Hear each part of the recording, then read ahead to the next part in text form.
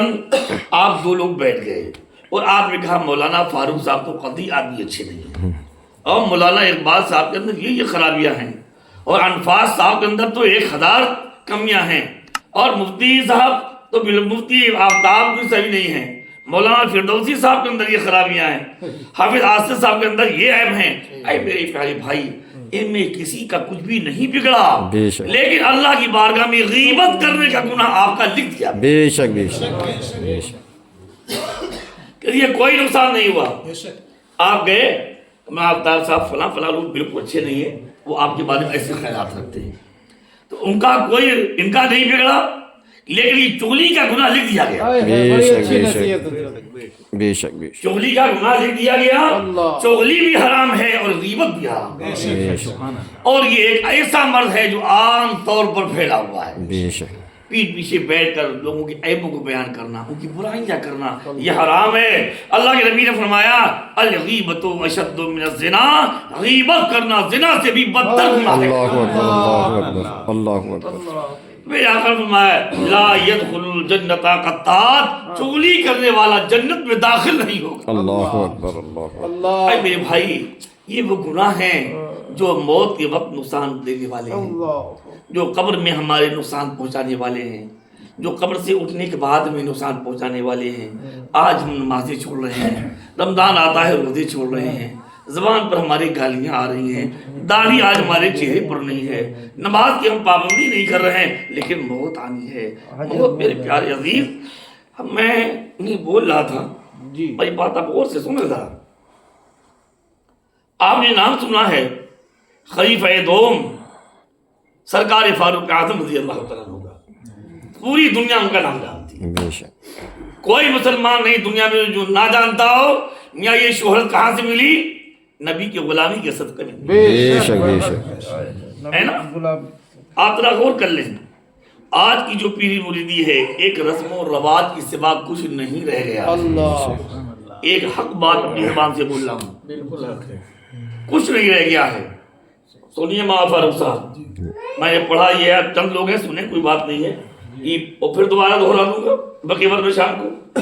ہم نے پڑھا یہ ہے کہ پیری مریدی کے دو قسمیں ہیں، ایک حقیقی اور ایک رسمی۔ جی حقیقی پیری مریدی یہ ہے کہ مرید کے خیالات، مرید کا باطن پیر کے خیالات کے مطابق، بے شک بے شک بے شک بے شک، سبحان اللہ سبحان اللہ، اور رسمی پیری مریدی یہ ہے کہ کم سے کم مرید کا ظاہر مرید پیر کے ظاہر کے مطابق۔ بے شک بے شک، اب خیالات کہاں جا رہے ہیں وہ بھی آج جا رہے ہیں، جو ظاہر جو ہمارے کنٹرول میں ہے ہم اس کو بھی اپنے پیر کی طرح بنانے کی کوشش نہیں کرتے۔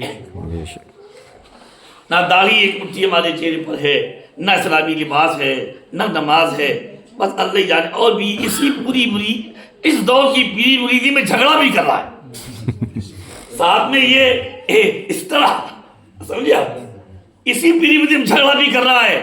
میں نے ابھی ایک جگہ میں بول رہا تھا اور میں نے کہا تھا، شہد مفتی آفتاب صاحب کو یاد، بہت بڑا مجمع تھا اور اسٹیج بھی علماء سے مفتیوں سے بھرا ہوا تھا۔